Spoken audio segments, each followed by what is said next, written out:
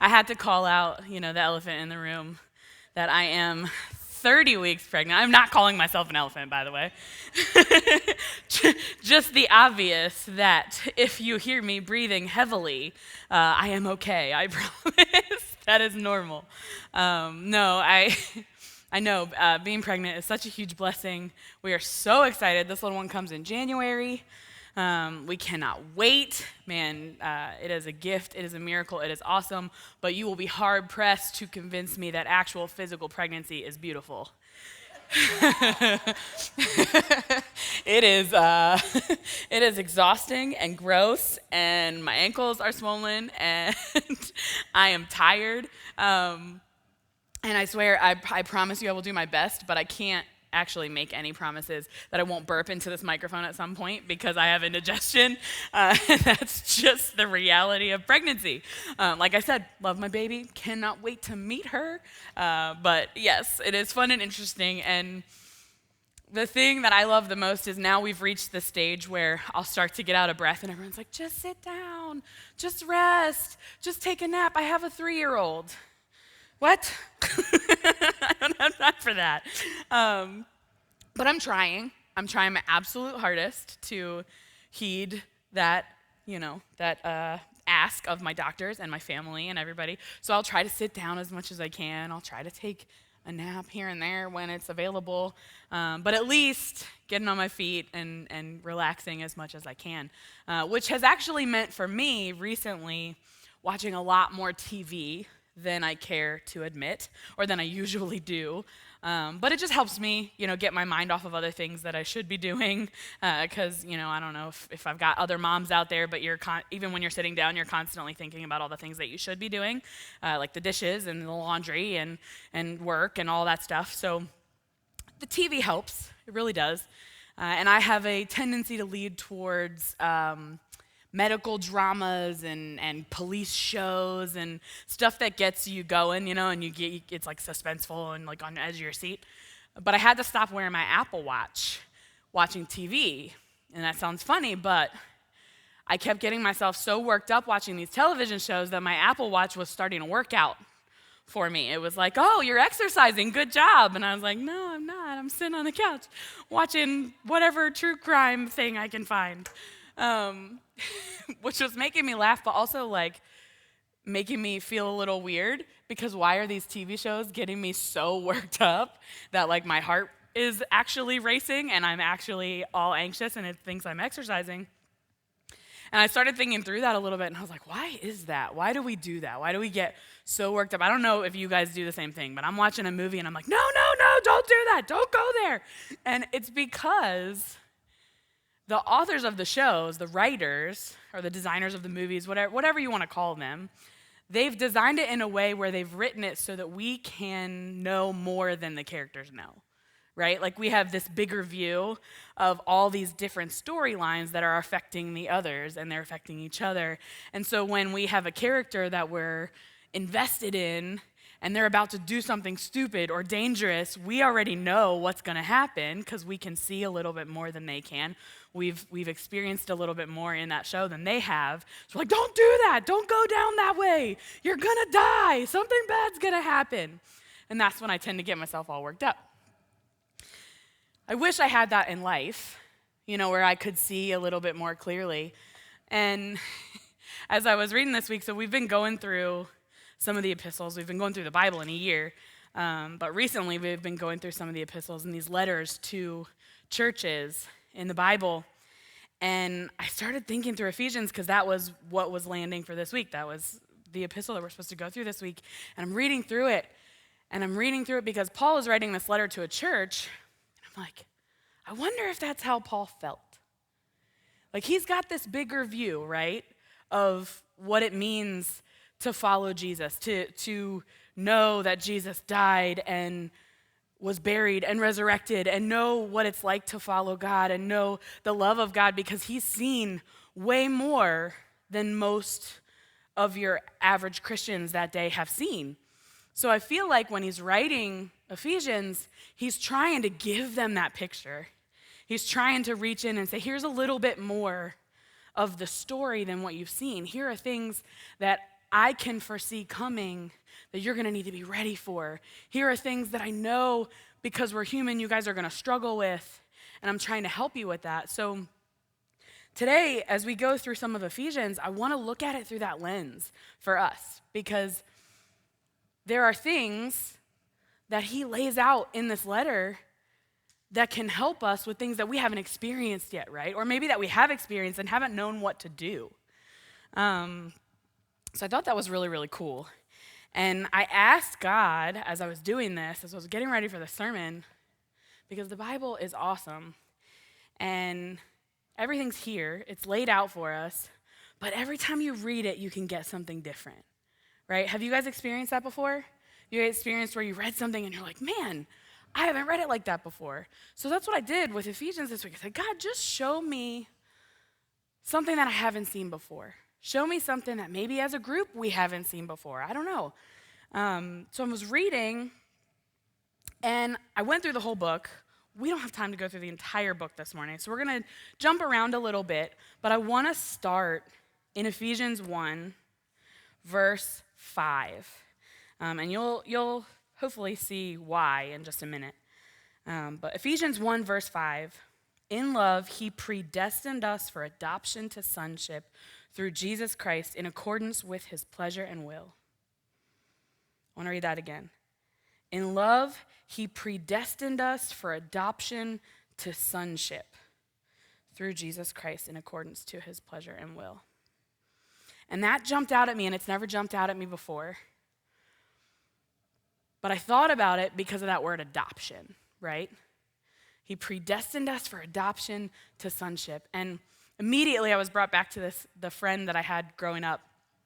We grew up starting really young together, and she was adopted. And it was always something that was really normal for her. It was never something that was a secret. It was never something that was hidden. It was never something that was talked about in a taboo way. It was just always something that everybody knew, and she knew, and it wasn't abnormal, because as kids, when you introduce stuff like that, it's like, okay, cool, I don't know any better. So as we grew up, she would talk about it all the time. And she, like, you wouldn't even ask her, and she'd be like, I'm adopted. And everyone was just kind of like, okay, cool, it is what it is. And as we got older, I started to think about that, and I was like, I wonder, because you hear stories about how some people love the fact that they're adopted. Some people struggle with it. There are good ways it's been handled. There are bad ways it's been handled. You hear about all that stuff.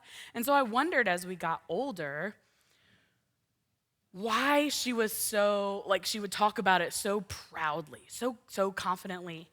And I asked her about it. I think we were teenagers when I asked her about it. And she said, think about it this way. This is the way I've thought about it my whole life. There are all these kids that don't have families. And there are two people that walk in to the, she wasn't from an orphanage or anything of that nature, but, they had kids to look. There's a whole book of kids for people to choose. And she said, they chose me. They picked me. Out of all of these options, they picked me, and they picked me forever. And that just blew my mind. They picked me forever. And so when I read this, I heard her saying, he picked you forever. He chose you forever. So Paul, in this first part of Ephesians, part of what I believe he's trying to get us to understand is that we need to be confident in who we are because we're chosen. Be confident because a good, powerful, loving God created us to be chosen by him. And that we get to be proud of that. We get to be excited by that. Man, I get excited singing Child of God. He's like, I am a child of God. I'm chosen, not forsaken. Oh, man. It just feels so good to sing those words. Amen. It feels so good to sing those words. And then I asked him to show me something different, because that's something that I get excited about on a regular basis. You know what I mean? I'm chosen. I am chosen. This is awesome. But I quickly heard, so is the person next to you. And I went, oh, that's cool. Yes, you're chosen. And I'm thinking about our church family, and I'm like, we're chosen This is exciting. This is amazing. We can be confident in that. And then he went, but I also chose the person that just cut you off in traffic, that made you real mad. I have road rage sometimes. God forgive me for that. I ask for forgiveness in the car all the time. But he chose them. He chose the person who typed something on social media that made you upset because you disagree with them. He chose the person you just saw on the news who did something that you are hurt over it and can't possibly understand how someone could do that. He chose the person who's sitting behind a jail cell for something unimaginable. And in those cases, he chose them, they just don't know it yet. And that was a different moment for me. I don't know about you guys, but it's easy for me to go, I am chosen. I am a child of God. This is amazing. I can be so confident in that. But it's a little harder for me to look at the people around me who I disagree with and say, you're chosen too.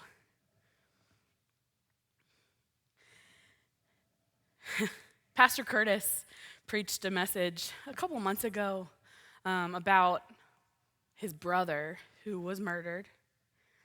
And he preached about forgiving that person and what that looked like. And he said something that stuck with me. He said, lost is lost. Lost is lost. And those people that are lost are not the enemy. They're not the problem. The devil's the problem. But they don't know that enemy yet. They don't even know that there is an enemy yet. They're chosen, they just don't know it yet. Man, so what if we as a church could look at people that way?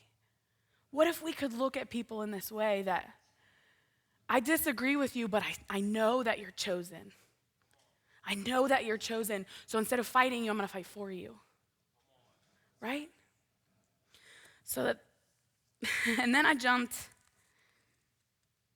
to chapter 2. Let's go to chapter 2.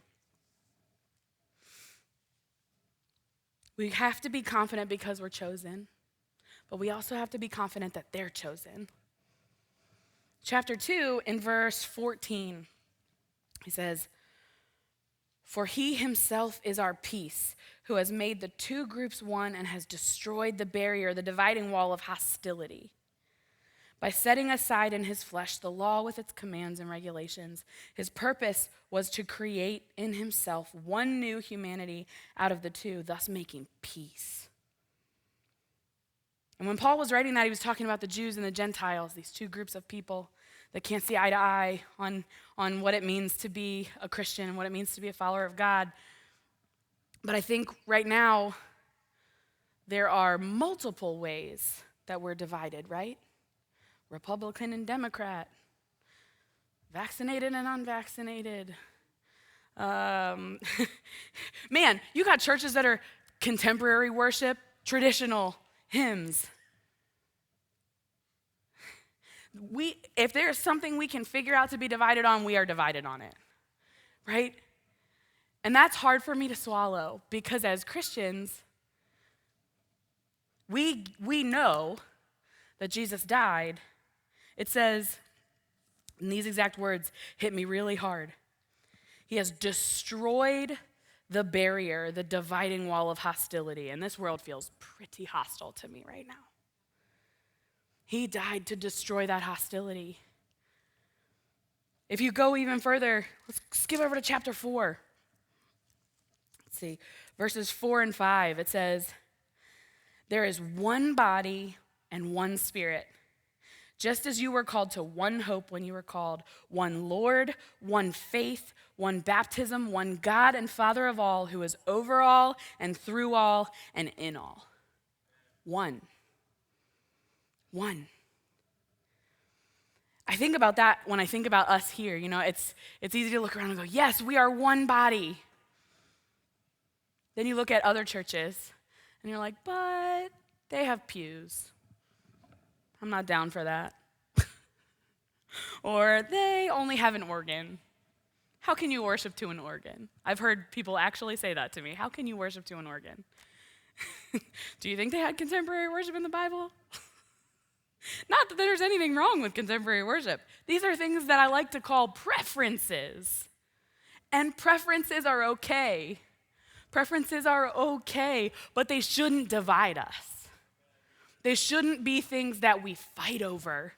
They shouldn't be things that we allow to get into our heart and keep us from seeing the mission at hand, which is finding these people who don't know that they're chosen yet. That's what we're all put here to do. When we first started this church, New Life Calvert, we sat down as a team and we agreed that one thing that we wouldn't let happen here, or we wouldn't allow to grip us, was trashing or bad-mouthing other churches. Doesn't matter what the church is. Because no matter what you do, right, we're a building full of human beings who are imperfect. And inevitably, when you put human beings all together in a group this size, someone's going to do something wrong and someone's going to get hurt. That's just real. And it's okay to feel that hurt. It's okay to be angry. It's okay to process through that. It's even okay to leave.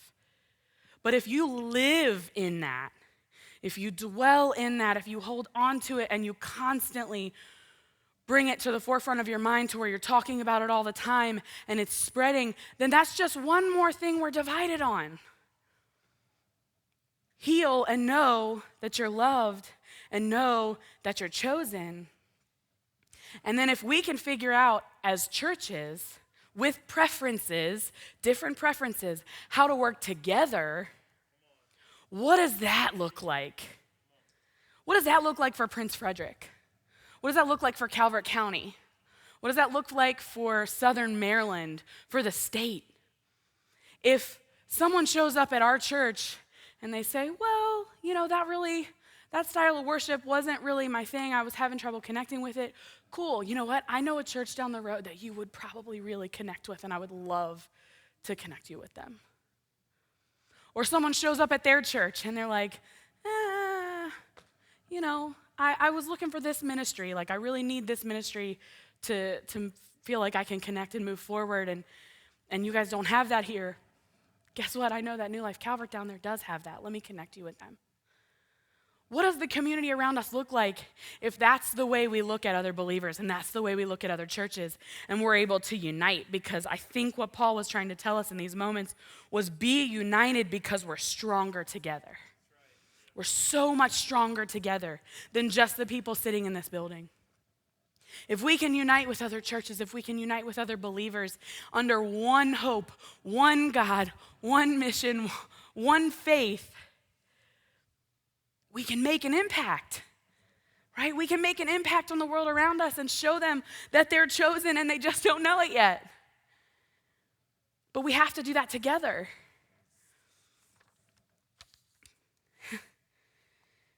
Man, there's so many things I've watched divide us lately, and that word hostility just jumped off the page to me because you open up social media and it just feels hostile, right?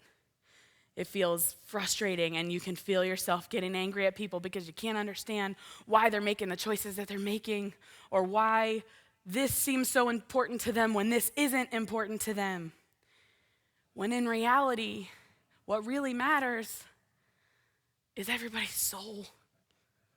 Man, that's what matters. Doesn't matter what your political agenda is. That's not going to have any eternal value whatsoever. So if we could just be united, imagine the impact that we could have. I want to skip over to chapter 6 because I love this chapter of Ephesians. It's where he goes into the armor of God, right? I want to read verses 10 through 13. Let's start right there. Finally, be strong in the Lord and in his mighty power. Put on the full armor of God so that you can take your stand against the devil's schemes. For our struggle is not against flesh and blood, but against the rulers, against the authorities, against the powers of this dark world, and against the spiritual forces of evil in heavenly realms. Therefore, put on the full armor of God so that when the day of evil comes, you may be able to stand your ground, and after you have done everything, to stand. I think what he's trying to tell us is we have to be prepared because this is not going to be easy. It says, when the day of evil comes. And I don't think that's one day. There's a lot of them. And I was thinking through that. I was like, I get so hype when I hear the armor of God. You know, it gets you ready like you're going into a boxing match. I'm like, I gotta be the strongest. I gotta be the fastest. I gotta be ready for evil, right? And it's all up to me, whatever I can do to make sure that I'm prepared, because that's what the verses say, right? It's telling me to put on the full armor of God. And then the Holy Spirit said, hold up. What if it's not just about you? What if it's all of you doing that together? What if it's all of you being prepared for this battle together? When have you ever seen one person fully armed run into battle and be successful? One arrow, and you're down. You're no good, right?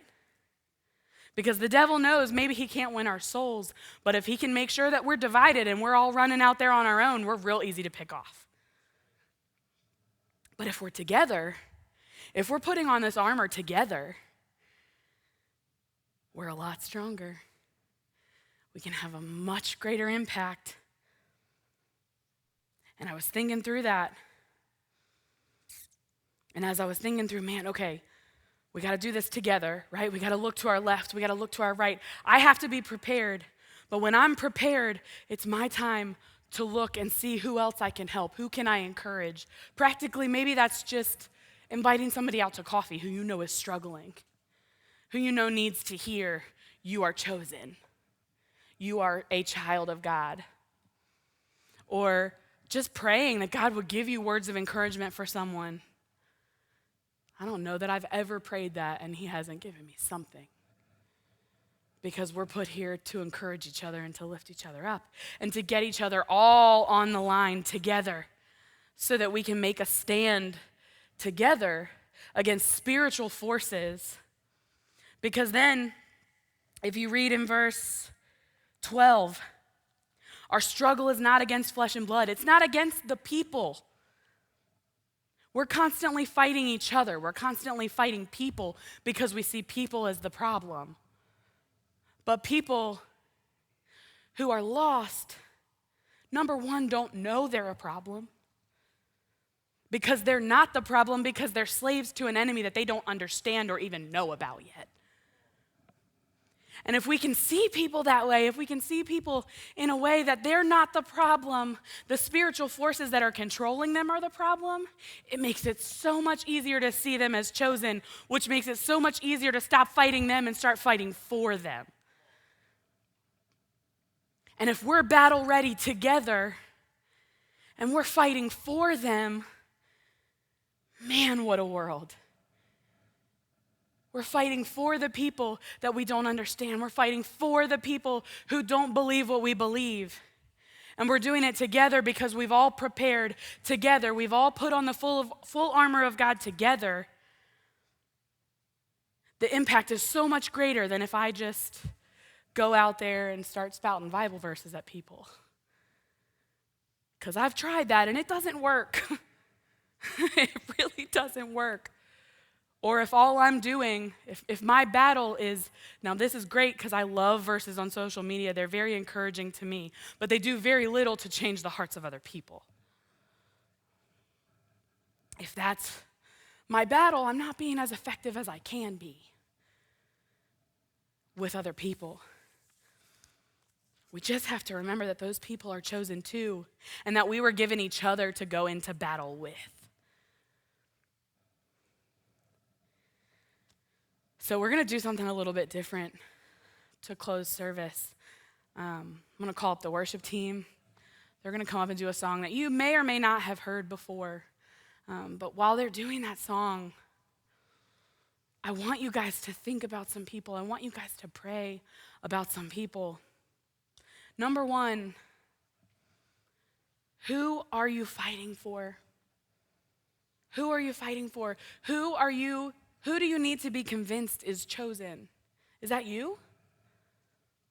We're here with you. We're here for you. We'll fight with you. We want you. We don't want you to leave this place without knowing that you are a chosen child of God. Is it somebody else that you're struggling over deciding if they're chosen or not because you can't agree with them, because you can't unite with them, because you don't know how to fight for them? Think about those people. Who are you fighting for? And second, who's fighting beside you? Who's fighting beside you? Let's sing this together. Thanks for watching another inspiring message from the New Life team. We pray that the message you just heard inspires you to grow deeper in your love for God and for others. Here at New Life, that's why we exist. If you'd like to take a step to grow in that walk, click the link in the description and fill out the connection card. See you next time.